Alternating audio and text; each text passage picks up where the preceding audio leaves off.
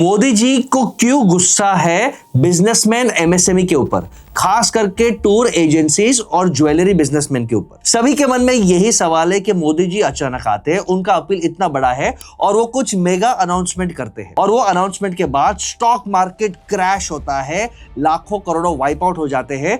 Jewellery stores panic करते हैं कि सर हमारा फ्यूचर क्या है, वैसे भी बिजनेस टफ है।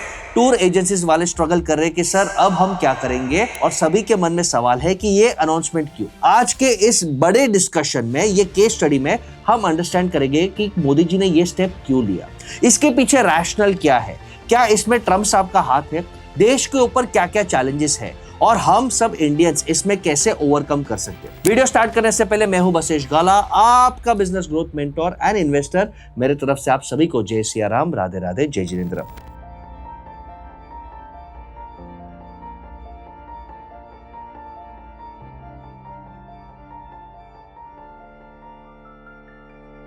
सबसे पहले समझ लो कि मोदी जी के ऊपर भी एक चैलेंज है, देश के ऊपर भी एक चैलेंज है। Fuel prices across the world has gotten expensive. आज इतिहास में काफी सालों बाद एक ऑयल का बैरल $125 के ऊपर पहुंचा है। हर देश में 10, 20, 30% फ्यूल प्राइसेस इंक्रीज हुए, लेकिन भारत मात्र एक ऐसा देश है कि अब तक फ्यूल प्राइसेस को बढ़ाया नहीं गया। उसका रीजन हो सकता है कि शायद वेस्ट बंगाल का इलेक्शन मोदी जी को जीतना था और इसके लिए पब्लिक सेंटिमेंट को पॉजिटिव रखना बहुत जरूरी था। लेकिन कैन यू इमेजिन कि स्टेट रन ऑयल कंपनीज हर महीने 30,000 करोड़ रुपीस लॉसेस इंकर कर रहे हैं क्योंकि वो प्राइस को आर्टिफिशियली कम रख रहे हैं। लास्ट 3-4 साल में जब फ्यूल प्राइसेस कम हुए थे तो मोदी गवर्नमेंट ने बहुत इंटेलिजेंटली अपने टैक्सेस को बढ़ाया और प्राइसेस को कम नहीं किया। तो ये सरप्लस ने, ये बफर ने अब तक की जर्नी कवर कर ली, लेकिन आगे वो पॉसिबल नहीं है। तो पहला अनाउंसमेंट मोदी जी ने कहा कि भाई फ्यूल को सोच समझ के वापरो, और उसके पीछे बहुत रैशनल है। बहुत बड़े बड़े स्टेटमेंट्स भी कहे उन्होंने, मालूम है, वर्क फ्रॉम होम करो, मेट्रो को यूज करो, पेट्रोल डीजल को अगर हो सके तो कम वापरो। इतना ही नहीं, घर पे please edible oil come use करो, उसके ऑल्टरनेट्स को चूज करो। ये सब अपील क्यों? क्योंकि अल्टीमेटली इंडिया 80% अपना फ्यूल इंपोर्ट करता है। और आज सबसे बड़ा चैलेंज हमारा ये है कि करंट अकाउंट डेफिसिट। जब हम ट्रेड करते हैं, जितना हम इंपोर्ट करते हैं, जितना हम एक्सपोर्ट करते हैं, अगर इंपोर्ट एक्सपोर्ट से ज्यादा है तो वो डेफिसिट होता है, और अगर एक्सपोर्ट ज्यादा है, जो अच्छे कंट्रीज का है, चाइना का है, तो ट्रेड सरप्लस है। चाइना और इंडिया के बीच में चाइना के पास ट्रेड सरप्लस है, इंडिया के पास ऑफ कोर्स डेफिसिट है। अब अक्रॉस कंट्रीज हमारा डेफिसिट बढ़ रहा है क्योंकि हम डेस्परेटली ऑयल को इंपोर्ट कर रहे हैं, और ये ऑयल के बिना हमारा लाइफ बहुत मुश्किल है क्योंकि ना हम ट्रांसपोर्ट कर पा रहे हैं। आज भी एनर्जी के लिए हम ऑयल पे डिपेंडेंट है। तो पहला अपील था कि भाई इसको सोच समझ के चलो, और होशियार लोगों को, समझदार को इशारा ही काफी है। मेरा ये बोल्ड प्रेडिक्शन है कि अब आप डीजल पेट्रोल के प्राइसेस में बिग इंक्रीज देखेंगे। I will not be surprised अगर एक साथ 10-20 रुपए का भी अनाउंसमेंट हो और हर महीने 5-10 रुपया बढ़ता जाए, क्योंकि लॉस में गवर्नमेंट पेट्रोल डीजल इंपोर्ट करके कंज्यूमर्स को, देश के नागरिकों को नहीं दे सकता। तो इसके लिए पहले मोदी जी का स्टाइल है, वार्निंग दे दो। कोविड के दिनों याद करो तो मोदी जी का स्टाइल क्या था? पहले उन्होंने बोला कि ट्रायल कर लेते हैं, एक दिन का ट्रायल लॉकडाउन कर लेते हैं, और उसके बाद अचानक 21 दिन का लॉकडाउन अनाउंसमेंट रातों रात आ गया। अब हमें स्मार्ट रहना पड़ेगा कि पेट्रोल प्राइसेस बढ़ेंगे। पहले ही मोदी जी ने बोल दिया कि भाई कॉर्पोरेट्स हो, एसएमईज हो, आप एम्प्लॉइज हो, अपना अरेंजमेंट करके रखो, कार पुलिंग करो, मेट्रो यूज करो, वर्क फ्रॉम होम करो, जो करना है करो, अपनी बचत करो, क्योंकि ये टफ टाइम्स है। इतना ही नहीं, किसानों को भी बोल दिया कि भाई आप इंपोर्टेड जो केमिकल फर्टिलाइजर्स मंगाते हो उसमें भी इंपोर्ट बिल बढ़ रहा है, प्लीज ऑर्गेनिक को, नेचुरल तत्वों को यूज करो। सेकेंड सबसे बड़ा बोल्ड अनाउंसमेंट है कि कोई भी बड़ा इंडस्ट्रियलिस्ट, बड़ा एंटरप्रेन्योर अगर वो इंटरनेशनल वेडिंग रखता था तो उसे एक पोलाइट नज पीएमओ ऑफिस से आता था कि भाई अपने देश से प्यार करो, भले आप बाहर वेकेशन करो, हनीमून करो, पार्टी करो, लेकिन शादी तो इंडिया में ही करो तो बेटर होगा। और पीएमओ को रिक्वेस्ट, कोई मूर्ख ही होगा जो उसे ओवरटर्न करेगा, एरोगेंस में उसके खिलाफ जाएगा। अब मोदी जी ने खुला बोल दिया है, हो सके तो प्लीज अब्रॉड में शादियां मत करो, do your weddings in India. इससे दो फायदे होंगे। सबसे पहला फायदा, जब भी आप बाहर जाते हो और खर्चा करते हो, you have to buy dollars, you have to buy euros, you have to buy Japanese yen, और कहीं ना कहीं ये करके हम रुपये को और वीक कर रहे हैं। रुपये एक टाइम पे 2010 के आसपास 50 रुपए एक डॉलर, ये एक रुपये का बेंचमार्क था। आज ऑलमोस्ट डबल 90, 92, 93 पे ट्रेंड कर रहा है। और हम रुपये को अगर और स्ट्रॉन्ग नहीं करेंगे तो कहीं ना कहीं आरबीआई का पावर कम हो जाएगा, और हमारे पास जितने डॉलर्स रिजर्व में है उससे हम बचाना चाहते हैं टू बाय फ्यूल। वो डॉलर को हम इधर उधर वेस्ट नहीं करना चाहते, खास करके इंटरनेशनल ट्रैवल पे या वेडिंग्स पे। और यही लाइन पे मोदी जी ने बोल दिया कि भाई हो सके तो 1 साल तक इंटरनेशनल ट्रैवल भी मत करो। अभी काफी लोगों ने अपने समर वेकेशंस के लिए पहले से ट्रैवल प्लान कर लिया रहेगा, ओके आप कंटिन्यू करिए, बट हो सके तो नेशन बिल्डिंग के नाम पे आप इंडिया को एक्सप्लोर करिए। इंडिया में बहुत सुंदर जगह है, वहां पे जाइए, वहां पे एक्सप्लोर करिए। और हम अगर हमारा सिविक सेंस बढ़ाते हैं तो vocal for local, make in India, travel in India, tourism in India को बूस्ट मिलता है। ये बहुत ही स्मार्ट मूव है, और जब मोदी जी ये कहते हैं तो इसका इंपैक्ट आता है। अब मेरा मैसेज है ट्रैवल इंडस्ट्री वाले को कि भाई आपका बिजनेस इंपैक्ट डेफिनेटली हुआ है। यूएस के टैरिफ के बाद, ये वॉर के बाद बिजनेस इंपैक्ट हुआ है, लेकिन यही टाइम है कि आप हसल करके इंडिया में और अच्छे ऑप्शंस देखिए कि वहां पे आप एक्सक्लूसिव ट्रैवल कैसे कर सकते हैं। Kashmir circuit is again getting beautiful, Rajasthan circuit is getting beautiful, Goa वैसे भी पॉपुलर है, केरला में बहुत सुंदर जगह है। तो ऐसे आप अच्छे जगह देख के वहां पे प्रमोट करिए।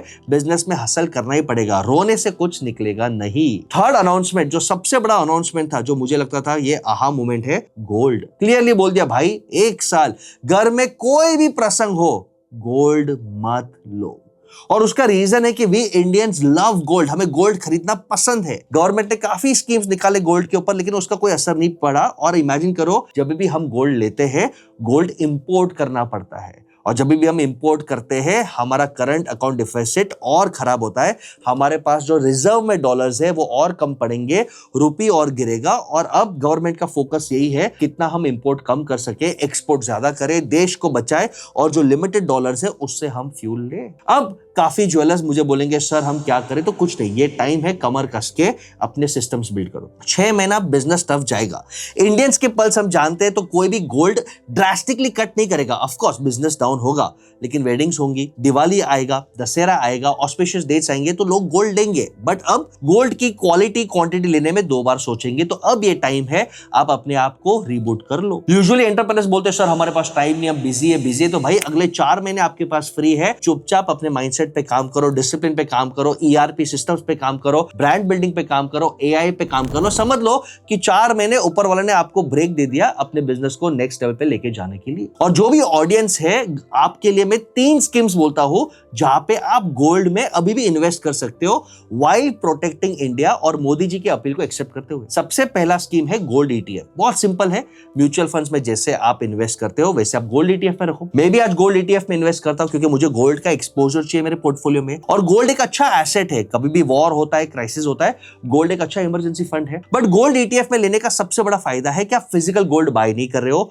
तो उसको स्टोर करने का वो रिस्क खत्म हो गया, और इंपोर्ट नहीं हो रहा है, वो सिर्फ मार्क्ड है करंट गोल्ड प्राइसेस से। It is like a mutual fund, और वहां पे आपको गोल्ड प्राइसिंग का बेनिफिट मिलता है। तो ना आप इंपोर्ट कर रहे हो, ना आप देश के अगेंस्ट जा रहे हो, लेकिन गोल्ड का जो अट्रैक्टिव एसेट क्वालिटीज है वो आप अपने पोर्टफोलियो में रख रहे हो। सेकेंड एडवांटेज, सर मेरी बेटी छोटी है, उसके शादी के लिए मुझे गोल्ड अक्यूमुलेट करना है, आज नहीं तो कल फिजिकल गोल्ड लगेगा। और भारत देश में गोल्ड का क्रेज तो है ही दोस्तों। तो आपके लिए गवर्नमेंट ने एक नया स्कीम लॉन्च किया है जिसका नाम है EGR। ये नया स्कीम बहुत इंपॉर्टेंट स्कीम है, इलेक्ट्रॉनिक गोल्ड रिसीट्स। अगर आज आपको गोल्ड लेना है, मिनिमम 1 ग्राम या आधा ग्राम लेना है, तो 7,500 से लेकर 15,000 1 ग्राम का आपको चुकाना पड़ेगा। बट अगर आपको हर हफ्ते 500 रुपए डाल के फिजिकल गोल्ड लेना है तो EGR अलाउ करता है। अब EGR क्या है, उसका प्रोसेस मैं डिटेल में समझाता हूं कि आप वेरीफाइड EGR ऑनलाइन आप बाई करिए, ये सेबी अप्रूव्ड है, सेबी इसे मॉनिटर करता है।